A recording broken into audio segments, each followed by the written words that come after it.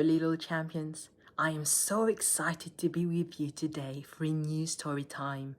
Let us listen attentively to the story.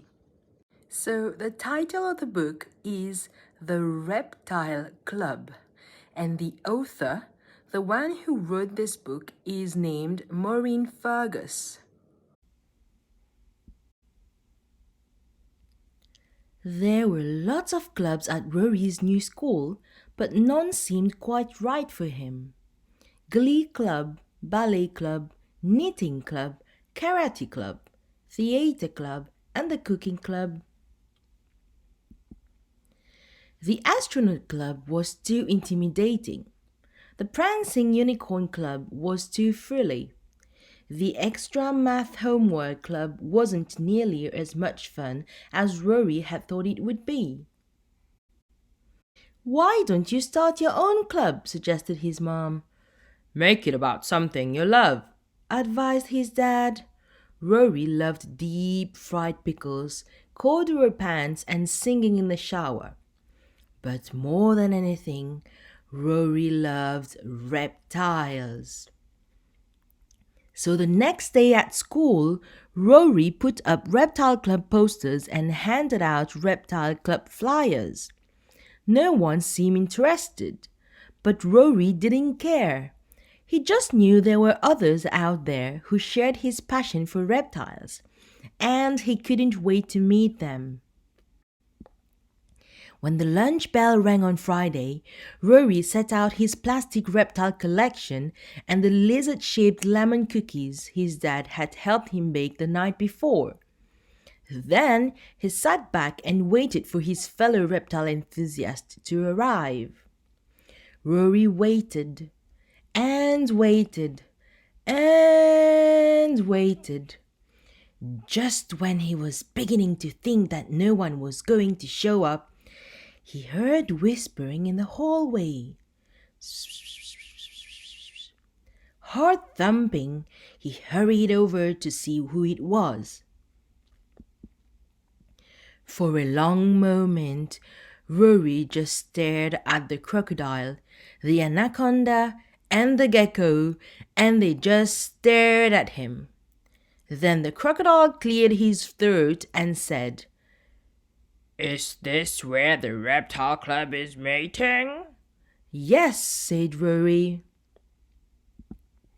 "Awesome," said the crocodile. "My name is Rory. I sweat through my mouth." "My name is Miriam," said the anaconda. "I weigh 514 pounds and could swallow you in one bite."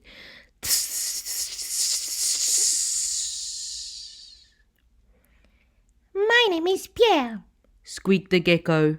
I have no eyelids, so I have to lick my eyeballs to keep them clean and moist.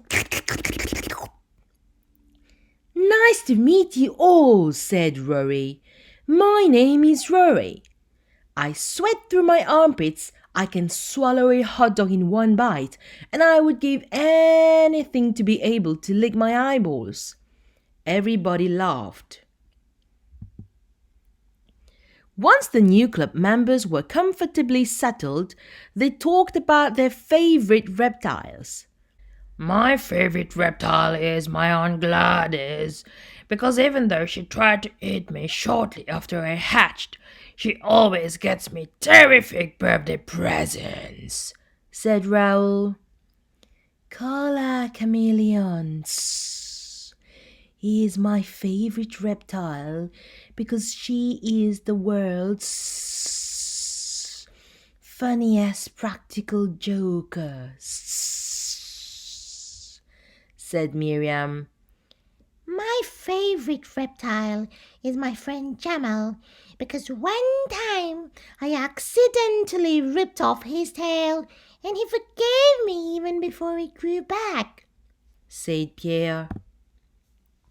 Next, the new club members shared interesting reptile facts. "It is a fact that the grouchiest tortoise I ever met was 174 years old," said Raoul. It is a fact that I adore rocky rodent ice cream, sighed Miriam. It is a fact that I think Barry the basilisk lizard is a big show-off, Sniffed Pierre. And his fellow club members spent the rest of the meeting playing and eating cookies. When the other kids returned from lunch and saw what the Reptile Club was all about, they couldn't wait to join. At first, Raoul, Miriam, and Pierre didn't want to let mammals into their club. Then Rory pointed out that he was a mammal and also that it wasn't nice to be prejudiced against others just because they had hair and could regulate their body temperature. After that, the reptiles agreed to welcome the mammals with open forelimbs. In the weeks that followed, all sorts of strange and wonderful creatures joined the Reptile Club, and at every meeting they did something fun and different. One week, they had a bake sale to raise money to buy a club pet. The following week, they took a trip to the store to choose their pet. The amphibians were all too slimy, the arachnids were all too leggy, and the insects were all too delicious looking. They settled on a cactus, which they named Cornelius. They came up with a secret password and a secret hand signal. They went on hikes to observe the local wildlife. They played games like hide and seek. Never in the history of the world had mammals and reptiles gotten along so well. Then, one blustery day in the late autumn, Raoul said the words that Rory had been both dreading and expecting. It's time for us reptiles to go. Some of us will hibernate, said Miriam. The rest of us will head south, said Pierre. Why? Cried Rory's classmates. Because winter is coming and reptiles can't tolerate the cold, explained Rory. Raoul shook Rory's hand and promised that he'd never forget him. Miriam hugged Rory tight and told him that no mammal had ever understood her so well.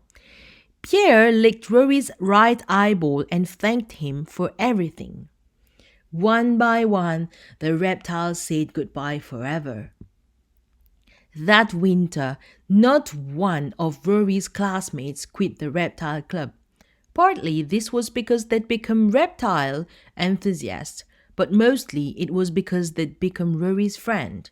Rory appreciated their loyalty, but even he had to admit that without Raoul and the others, the Reptile Club meetings just weren't the same.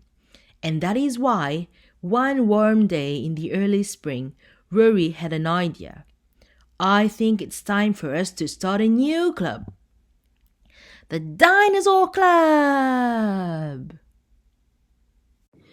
Now that we're at the end of the story, you can run to your mom and your dad to tell them about your favorite reptile in the Reptile Club. See you, little champions!